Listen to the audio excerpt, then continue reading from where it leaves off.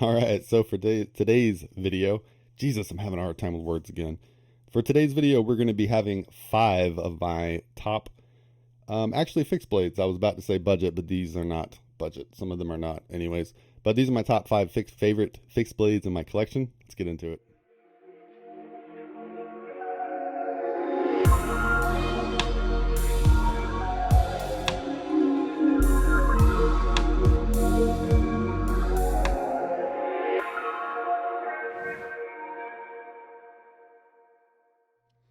You know, I realized after I started setting up for this video that I probably should have done this a little bit of a different way, but we're just going to do my overall top 5 favorite fixed blades, regardless of size, stature, you know, any of that stuff. Because I realize now that at least one of these is a neck knife, but it's still a fixed blade, right? So, you know, whatever. All right, so let's go ahead and start off at number 5. This guy right here. So this knife, I love this knife, and it's kind of for a different reason, but so this is from, oh man, I think it's called Rainey Forge on Etsy, and it's a guy that makes the knives. He makes he makes the sheaths, he does all the leather tooling, and he makes the blades. And what's cool about these is he makes them from files. And yeah, they're a little crude. You can see, you know, it's not perfectly polished. We can still see some of the black, but to be honest, that's kind of the appeal that I like for this knife. Let me grab a microfiber. There we go. Okay. So he's got a lot of really cool knives on there that he pretty much keeps on his store at all times. And as soon as I saw this one, I realized I had to have it. I liked that it had a little bit of a mirror polish to it. And I liked I believe he said walnut handle. Well, we got a little bit of a lanyard loop. Not super slicey. She's pretty thick, and it's pretty little. You can see my pinky has absolutely nowhere to go. But that's why I like it, man. It's got an awesome sharpening choil on it. You can see we have a pin, and that's about it. Not a whole lot to it, but the fit and finish is great. There's no sharp spots. Everything's knocked down real nice. Everything's sanded. And it's relatively sharp. It was right out of the box. It's still pretty sharp. I don't use it for a lot of cutting or a lot of anything at all. I really like the knife, and it's definitely one of my favorites just because of how unique it is. I think that's why this thing stands out to me a lot. If you go to his Etsy page, I think I only spent like, oh God, maybe like $40, maybe, if I remember right. I don't think it was very much. But still, I love the knife. I love the aesthetic of it. The camera, because the lights are so bright, the camera is definitely not picking up. You can, I wish there was a way to pick it up. You can see all the little black that's left over from the file he made this out of. So that's like the coolest part to this knife about me, or the coolest thing about this knife to me is it's finished, but it's kind of got like that gritty, unfinished look, and a lot of his knives look that way, and I absolutely love that. You can tell it was made, like handmade. So moving on to number 4, we're starting backwards. I paid attention this time. So that was number 5. This is number 4. So this is a Tucson fixed blade in M390. Yeah, look at that. Wong design. They call this the micro fixed blade, M390. We do have some nice jimping on the top. This knife actually feels really, really good in hand. And I bought this to go along with one of the other knives that is actually going to be on this video. So you probably already know what it is. But it comes in like a nice little, I believe this is a Kydex sheath. Clicks into place really nice. We'd have just a little clip. Retention's not great, but at least it's got a clip on there, right? We also have the eyelets here on the side. So you could attach I'm not going to spoil the knife. There you go. You could attach a clip. That was the Mamert titanium clip. We'll get into that here in a second. But this fixed blade, if you did not know that Tucson, look at that oil. If you did not know that Tucson makes fixed blades, they do. and they're actually really good. And their M390 is pretty good. I've had zero issues with this knife, and I have actually used this quite a bit. So I think the heat treat's pretty good, pretty spot on. Maybe not as good as, you know, a $300 knife or $200 knife or even a $100 knife, because I picked this up from the eBay seller, the D-Win, that I think the video that I talked about that in should have already dropped before this video, but just in case, for you guys, if you buy Tucson knives or if you're aware of Tucson, if you go to eBay and you look up D-Win, it's like D-Win, I can't remember. I can never remember. It's 2 numbers, 77 or something. You'll know exactly who it is. They have literally almost 100,000 sales with almost 100% feedback. They pretty much only sell Tucson knives straight from China. I think that's one of their outlets is eBay. I think that's a direct seller. And it takes about 30 days for you to get your knife, but it is so much cheaper than buying it from one of the American online retailers. So I think I spent $40 on this knife, and it's been absolutely amazing. I think I've got some oil pulled up inside of this. And so that's where I usually pick up my Tucson products. You've seen my pry bars from Tucson. You've seen my flashlights from Tucson. That's where I pick up a lot of Tucson stuff because you can get such a good deal. Just like this nice little fixed blade. Once again, this was the Tucson. It doesn't have a number. It just says Wong Design. And the M390 blade steel, micarta handle, natural micarta. You can see full tang all the way around. Got a lanyard hole. This thing's great for under $50. I mean, geez, what a great little fixed blade.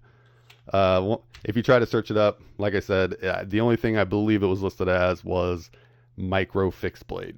That was about it. So that's definitely like my number 4. I love that knife, and I'll show you why here in just a second when we get to it. So coming in at the number 3 spot, kind of a newer knife for me actually. This was given to me by my buddy Dan. So this is also not just a sentimental making the ranking. This is such a good knife. Man, such a good knife. The sheath it comes with is super, super nice. I wish I had something. I'd really like to be able to scout carry this. So I'm trying to find something that I can scout carry with it. So as of right now, this is, of course, on this list, this is number 3. But this actually goes in my EDC bag.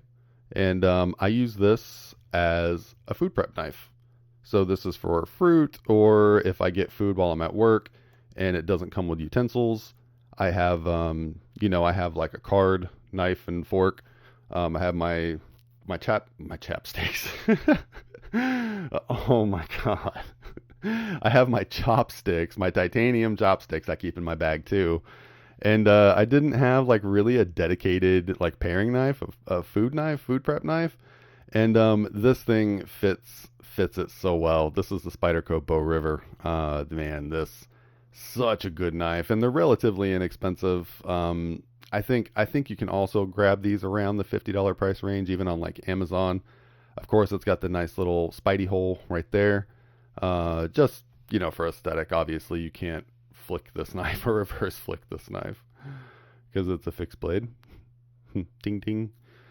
We do have a little lanyard loop on the back. It is a full tang, as you can see. We've got 3 pins. And, man, this is such a solid knife. And see me move the blade, really no wiggle. I really thought, like, looking at this blade, looking at how thin this is, and just how long it is, I thought for sure, I was like, oh man, that's going to be a little wobbly, or I feel like I was afraid that it was going to be fragile. It is not. It is the normal Spyderco manufacturing, like, their quality that you expect. So I'm super, super happy with this knife. 8CR13 MOV. There you go. This is the Spyderco Bow River. And yeah, it goes everywhere with me now. I love this. This is a Spyderco that's made in China, just in case. Just in case, make sure you hear that. It is a China-made Spyderco. In case someone buys this and then realizes it and then blames me. It happens. And we do have the white and black Stormtrooper look going on. Man, I love that knife. So, the next 2. this is kind of where it gets open for debate. We'll go ahead and say at the number 2 spot. I have loved this knife since the day I bought it. I just, no other words for it. The Kydex sheath is awesome. It's got a small little drain hole in the bottom. This is the Bradford G necker. G as in, FG, and then necker, because it is intended to be a neck knife. I think the name's kind of weird. I'd have just called it the Bradford Guardian neck knife. I don't know what's up with maybe that's why Bradford Guardian G, and then, but I'd have just said neck knife. I don't know. It sounds like a weird name. So I love the stonewash finish on this. Man, their finish is so good. And this thing is just a solid chunk of Elmax. I mean, it is thick. Like if I grab any one of these, look at this thick boy here. Look at this. This thing is all the way. I mean, this is the whole thing. It just, for such a tiny knife, it just feels so overbuilt. Just because it's, like I said, it just feels like a giant chunk of Elmax. And the retention is good. I mean, I've neck knifed this. Nowadays, it kind of stays in my bag. Unless I want to carry it with me, like unless I just want to carry a small fixed blade, I'll pull it out. I've got my nice little clip, got the hiccups. I'll slide it in my pocket and just kind of pocket carry this. But, it'd be cooler with like a leather sheath, I think. But the Kydex kind of fits the whole aesthetic of this knife pretty well. It does run around $100. This is a little bit more expensive than, than the other ones I've shown so far.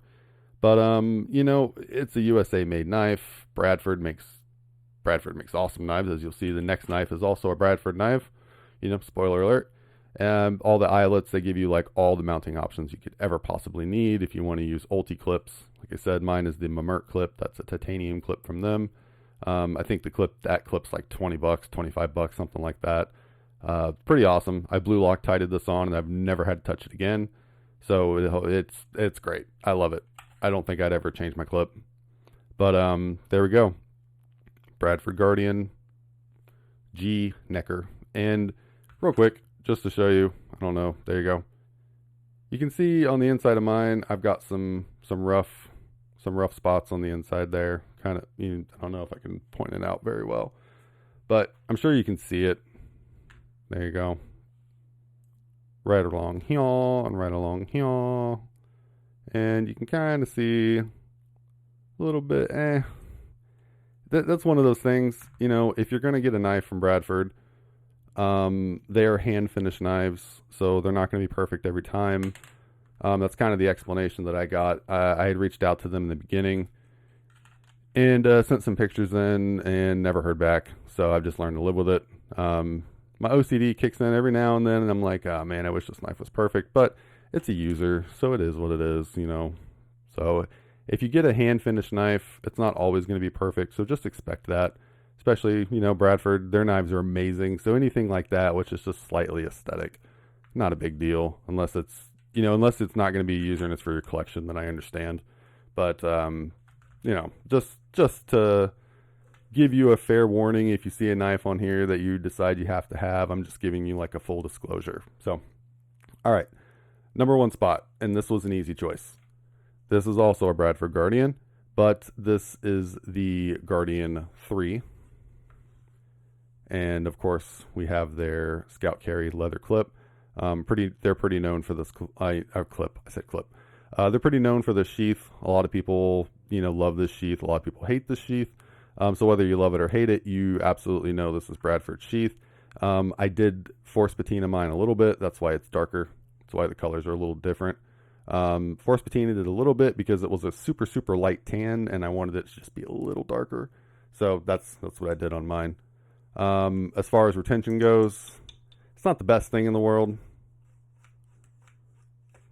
Yeah, see, it just kind of, I can almost just pull it out, but there's just enough retention that it doesn't, see, it'll fall out if I really shake it a few times, but it's not just going to fall out without doing that. And as you can see on the table, that is my other complaint about that sheath. My knife kind of strops itself on it every time I put it in the sheath. So we can see I've got the natural micarta on mine. Mine is the M390 model. There you go.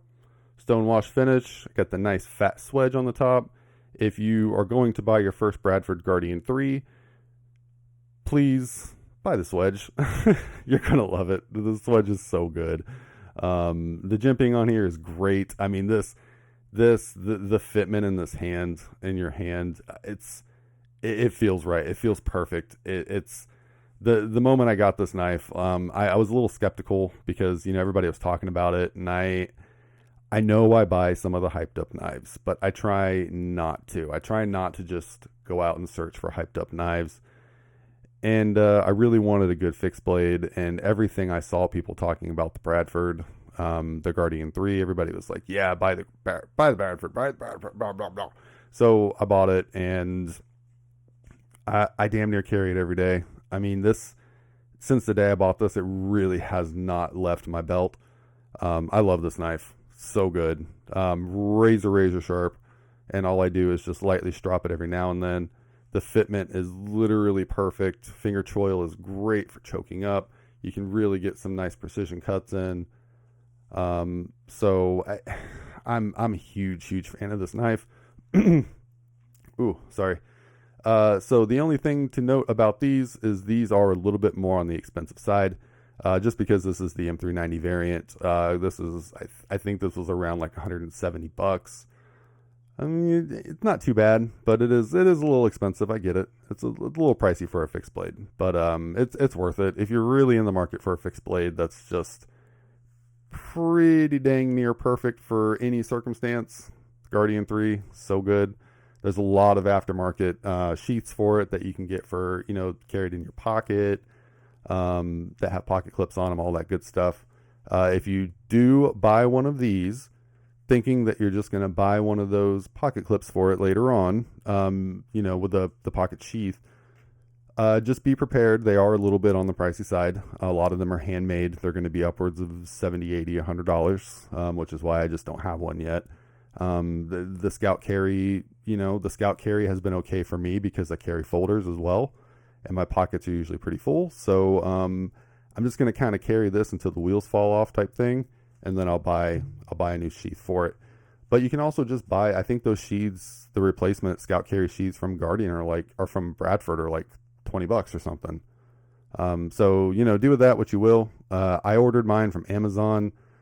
And just because it was on sale on Amazon, I order a lot of things from Amazon, but there's an Amazon outlet right next to my house, and sometimes I can get stuff same day. So yeah, you get it. I know you get it. So the only negative I'm really going to say about this knife is my micarta on mine wasn't finished correctly or completely finished. So I have to, you can see mine starting to white out again.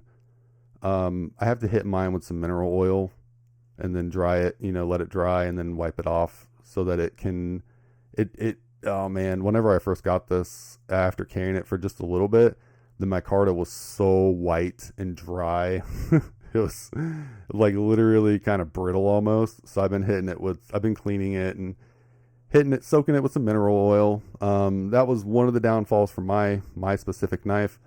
The other thing is if you want to take the scales off to do the scale change or anything, you're going to need spanner bits, and none of mine actually fit these screws. So Bradford, I keep wanting to call them just Guardian.